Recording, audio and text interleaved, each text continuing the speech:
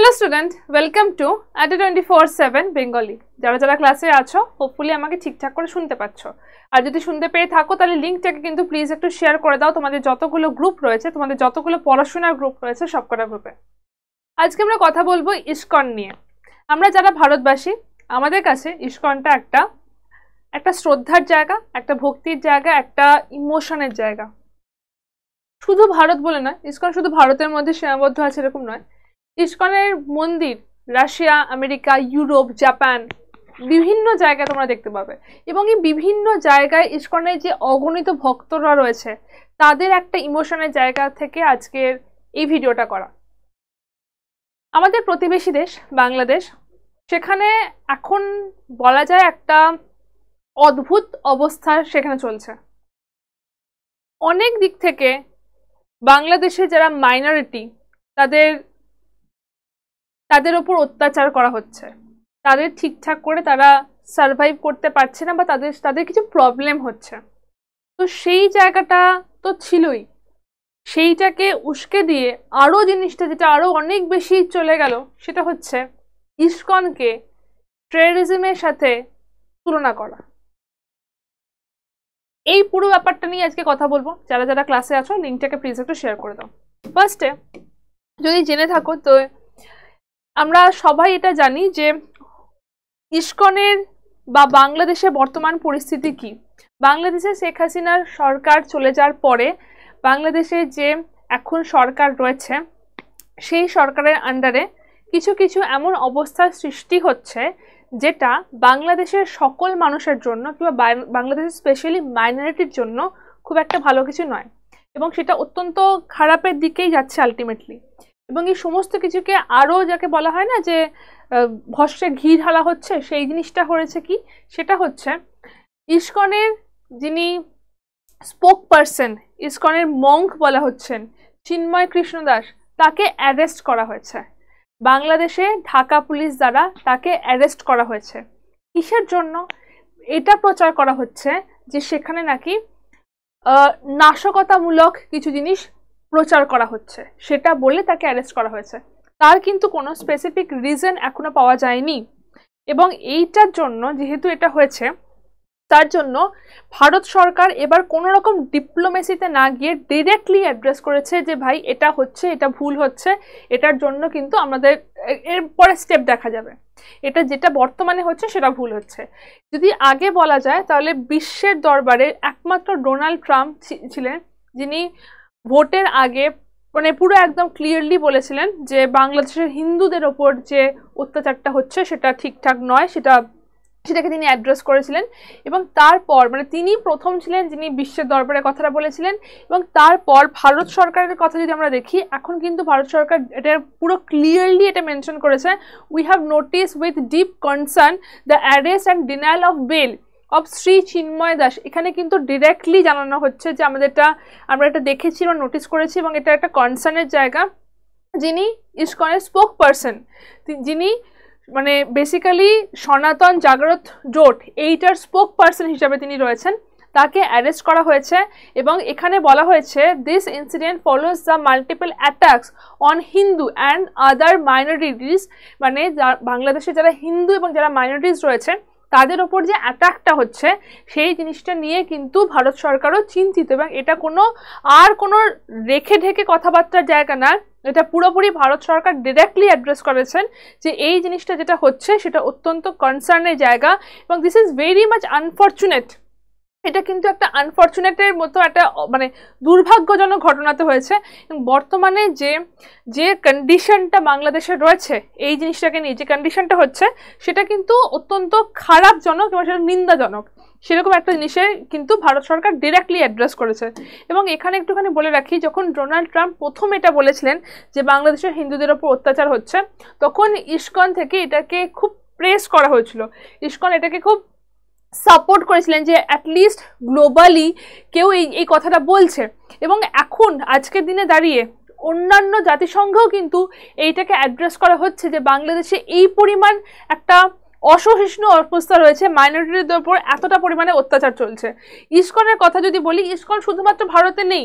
ইসকনের full form হচ্ছে international society for Krishna consciousness. ISKCON basically কি করে থাকে, বিশ্বের দরবারে কৃষ্ণ লীলা, কৃষ্ণ ভক্তি একটা কনসাসনেসকে প্রচার করে থাকে।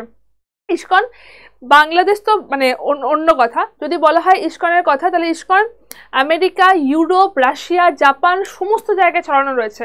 এবং বাংলাদেশও আজকের দিনে দাঁড়িয়েও 1 কোটির বেশি যেহেতু হিন্দু রয়েছে, সেখানেও ইসকন রয়েছে। সেখানে ইসকন একটা সনাতন ধর্ম বা কৃষ্ণ কথাকে প্রচার করে, সেটা কোনো দিক থেকে টেররিস্ট হতে পারে না। এবং এটার ফলস্বরূপ কি হচ্ছে, ইসকনের মানে ভারতের ইসকন থেকে ডিরেক্টলি ভারত সরকারের কাছে অ্যাপিল করা হচ্ছে যে আপনারা এবার ইসকন বাংলাদেশে ইন্টারভেন করুন, আর জিনিসটা নেওয়া যাচ্ছে না। এবং ইসকনের যে স্পোক পারসন, তাকে অ্যারেস্ট করার প্রতিবাদে ভারতে এখানে একটা পুরো মিছিল বা একটা প্রতিবাদ একটা এসেছে, যেখানে বলা হয়েছে আমরা ইসকন এবং উই আর নট টেররিস্ট। ইসকনের স্পোর্টস পারসনকে অ্যারেস্ট করা হয়েছে এটা বলে জঙ্গি সংগঠন। ইসকন যেখানে কৃষ্ণলীলাকে প্রচার করে, কৃষ্ণ ভক্তিকে প্রচার করে, কৃষ্ণ কথাকে প্রচার করে, সেই জায়গাটাতে এমন করে তাকে অ্যারেস্ট করা হয়েছে, বলা হয়েছে যে সেটা টেররিজমের জায়গাতে যাচ্ছে। তো তাই জন্য এই একটা প্রোটেস্ট এসছে এবং ইসকন ডিরেক্টলি ভারত সরকারের কাছে রিকোয়েস্ট করেছে, আমি পুরো টুইটার থেকে তোমাদেরকে দিচ্ছি, ডিরেক্টলি ভারত সরকার থেকে রিকোয়েস্ট করেছে যে এবার কিন্তু মানে ভারত সরকারের একটা ইন্টারভেন এখানে দরকার হয়ে যাচ্ছে, না হলে কিন্তু জিনিসটা ঠিকঠাক মতো হবে না। এবং শুধুমাত্র ভারত সরকার বলছে, শুধুমাত্র ইসকন বলছে, ইসকনের প্রভুকে আটকানো হয়েছে বলে এরকম নয়। অনেক যারা স্পিরিচুয়াল গুরু রয়েছে, যেমন শ্রী শ্রী রবিশঙ্কর, ভারতবর্ষের সনাতন ধর্মের যারা স্পিরিচুয়াল গুরু রয়েছেন, তারাও কিন্তু এখানে গিয়ে এবার মুখ খুলে ডিরেক্টলি বলছেন যে বাংলাদেশে যে আনরেস্ট অবস্থাটা রয়েছে সেটা ঠিক নয়। এবং বাংলাদেশ এই আনরেস্ট অবস্থাটার জন্য হয়তো নিজেদেরকে আরো ব্যাকওয়ার্ড, আরো পিছিয়ে ফেলছে। তো এটা কিন্তু একজন বলছে এরকম নয়, এখানে এখন যে সিচুয়েশনটা হচ্ছে, এটা অত্যন্ত নিন্দাজনক, এটা অত্যন্ত খারাপ এবং তার এগেনস্টে সবাই প্রচার করছে।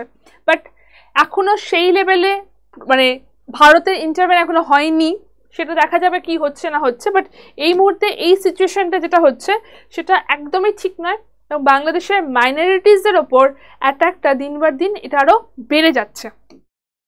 এখানে একটা কথা বলা হচ্ছে যে ইসকনে যদি বলা হয় যে এটা কেন হয়েছে, যে জিনিসটা হঠাৎ করে জিনিসটা কেন হলো, সেটা হচ্ছে একটা ইনসিডেন্ট হয়েছিল যেখানে বাংলাদেশের পতাকা ছিল। এবং এই পতাকা নিয়েও আমি কিছু কথা বলবো, যেটা রিসেন্টলি তোমরা জানো, তোমরা যারা সোশ্যাল মিডিয়া দেখছো তারা সবাই দেখতে পাচ্ছ যে কি হচ্ছে। Ensure the safety of minorities, এবং বাংলাদেশে মাইনরিটিসদের সেফটি এনশিওর করার জন্য রিকোয়েস্ট করা হয়েছে এবং ইসকনের মংকে তাদেরকে ছেড়ে দেওয়ার জন্য রিকোয়েস্ট করেছে, বা ভারত সেটাকে আর্জ জানিয়েছে, রিকোয়েস্ট করেছে। এবার বলি পুরো ব্যাপারটা কেন হয়েছে। কারণ হয়েছে যে কোনো সিচুয়েশনে বাংলাদেশের একটা ফ্ল্যাগ ছিল এবং তার ওপরে কোনো একটা ধর্মীয় ফ্ল্যাগ, সেটা বাংলাদেশের ফ্ল্যাগের ওপরে রাখা হয় এবং সেখান থেকেই এই আনরেস্টটা আরো বাড়তে থাকে। এরকম কিছুই ছিল না, কিন্তু মানে কোনো প্রবলেমই ছিল না, একটা খুব সিম্পল, এরকম নয় যে কেউ কারো পতাকা সরিয়ে দিয়ে অন্য পতাকা রেখেছে, এরকম কিছু হয়নি। সিম্পল একটা জায়গায় একটা পতাকা রাখা ছিল, সেই পতাকাটার ওপরে একটা স্যাফরান কালার একটা পতাকা সেখানে রাখা হয় ওভার বাংলাদেশি ফ্ল্যাগ, এবং সেখান থেকেই এই জিনিসটা পুরোপুরি একটা অন্যদিকে টার্ন নেয়। এরকম নয় কিন্তু যে বাংলাদেশের পতাকাকে সরিয়ে দিয়ে স্যাফরান পতাকা লাগানো হয়েছে বা কোনো ধর্মীয় পতাকা লাগানো হয়েছে, এরকম হয়নি, ক্যাজুয়ালি রাখা হয়েছিল এবং সেখান থেকে জিনিসটা এত বেশি ট্রিগার করে যায় যে এখন এই সিচুয়েশনে চলে যাচ্ছে। এবং শুধুমাত্র এখানে গিয়ে সেটা থামেনি, সেখানে থামেনি। এই জিনিসটা কি হচ্ছে বর্তমানে, আমি বলছি এই পুরো জিনিসটা তোমাদেরকে বলবো, বর্তমানে কি হচ্ছে সেটা হচ্ছে যে বিভিন্ন জায়গায়, বাংলাদেশের বিভিন্ন জায়গায় ভারতীয় পতাকাটাকে এইরকমভাবে প্রচার করা হচ্ছে, যেটা বলাটাও খুব মানে দুঃখজনক এবং লজ্জাজনক যে এইরকমভাবে প্রচার করা হচ্ছে।